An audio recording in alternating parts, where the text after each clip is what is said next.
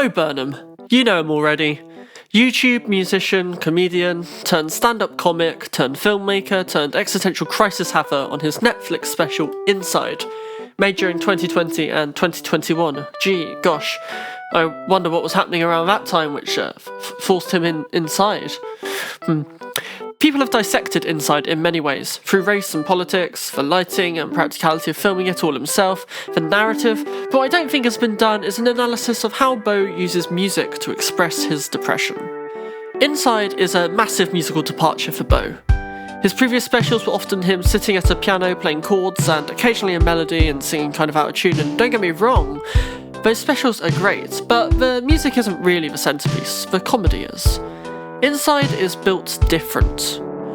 The music on this special has character. The style and genre tells us something about his character, adds to the lyrics, and contributes to the overall aesthetic of the show in a much more holistic way than the previous specials. For me, this is why Inside is such an enjoyable watch compared to his other specials, which are funny and unique, but not musically engaging. The first song, Content, opens with a thumping repetitive bass line hitting rhythmically, and only that. It's kind of ominous and dark sounding. It reeks of anticipation, but it's also kind of bleak. The next sound we hear is drums, upbeat and dancing. Paired with the dark synth bass, it's kind of unnerving in a strange way. Bo is pairing a very dark element with an upbeat element, and they combine together not to create a juxtaposition, but the two opposites create one whole. And in that first introduction is a theme we'll see for the entirety of Inside. The dark and the upbeat coalesce. White Woman's Instagram is a strange song. The music is gentle and vaguely pop-flavoured, and moderately inspirational with a rising chord progression in the chorus, yet the subject of the song is pretty opaque. Bo spends the verses listing bland clichés you might find on a generic white woman's Instagram, such as a golden retriever in a flower crown, combined with genuine things you might find, such as a proposal from a loving partner. And my first feeling when watching this 3 years ago was, this is strangely misogynistic, but it's also funny. I felt deeply that Bo wouldn't just write and create a song making fun of white women and their love for posting avocados on Instagram, so I started to justify it. My initial justification was that this is a love letter to white women's Instagram, and that he actually very much likes what's posted. After all, at no point does he mock the Instagram account. He imitates it and states what there is to find there. And of course, there's the bridge. The drums drop out, the square framing expands, and the protagonist talks about how their mum died a year ago and how they've been coping since then. And it's really beautiful and heartfelt. Before the song's momentum picks back up again, and Bo proclaims a goat cheese salad. So, like what? Now it might seem obvious to you hearing it now, but it wasn't to me. This is a critique of the medium in which we express ourselves. Serious moments from our life get delivered to the world in the same package as what we had for lunch today, and Bo makes a good song out of it. The protagonist is not allowed to express deeply their thoughts and feelings about the matter. The raw emotionality seems like a blip in the song, a fault in the design. So, Bo is not just emphasising the flaws in the social media system we live in, but he's using the song to represent that. There just isn't space for the protagonist to explore any deep feelings of grief within 16 bars. The dark and the upbeat coalesce. About 1 year after the release of Inside, we received the Inside outtakes, a collage of the things that didn't make it, a few songs, a few bloopers, 2 more meditations on Jeffrey Bezos which are amazing, and an alternate finale. A song about a disillusioned chicken and a road that must be crossed. It sounds hilarious when you say it like that, but it's anything but as Bo delivers it. It's done in his pre-Inside sound world, a piano and his voice.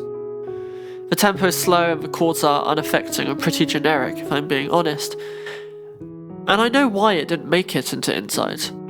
I think the simple medium, no electronics, no illusion of grandiosity, just a plain story with some plain music behind it, is what makes it so sad. It's about as vulnerable as Bo could get in the special. No twists, no jokes really. It's too sad and too serious to end the special with. That might sound insane for everything that we see in the special proper, Bo having mental breakdowns and some really heavy tunes and monologues. But this is the line that Bo couldn't cross. A simple, honest song. He spells out so obviously the Sisyphean tragedy which we all feel deep inside ourselves, and it just isn't funny enough. Personally, I think the ending of the special is good, with Bo as a godlike character looking upon his creation with an evil smile as another version of himself is tortured in front of an audience and can't return inside. It always had to end like this. The inside goes outside and it can't ever be returned. The special had to be released. And it's funny, I want to see Bo struggle to get inside a room. That's funny and tragic in the right proportion. But Chicken is not. It's far too real for Bo Burnham. It's just tragic. The first moment that Inside gets dark is right at the end of the first half. It's a good grammatical choice to switch the mood up right before the intermission. It's the first time that Inside shows you a little bit of itself. Bo's 30th birthday. I want to show you how this song's meaning escapes the confines of its song. It happens in two ways. Bo sings about how he's wasted his life and is nowhere near as progressed as he wants to be.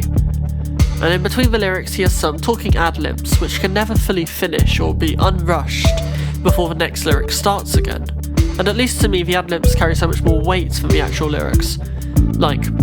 Bo talks about his granddad fighting in Vietnam, and compares that to him building a birdhouse with his mother, which is a pretty nonsense line, right? I'm sure when Bo's granddad was young, he did cute things with his parents, as well as big scary things like fighting in a war. And Bo himself has done great things when he was young too, like becoming an internationally successful comedian and directing a movie. So he just cherry picks two incomparable points to make a funny joke and comparison. But in between these lines, Bo ad-libs saying, "Yeah, I was born in 1990. Oh, fuck. Well, your fucking phones are poisoning your minds, okay? So when you develop a dissociative..." And without them, the song wouldn't be very funny or emotional, to be honest. Bo is using the music and the lyrics to mask the way he actually feels, to dress it up and pretend it's more or bigger than it actually is. The emotional weight of the music isn't, "I've only built a birdhouse with my mum." The emotional weight is, "Oh, fuck."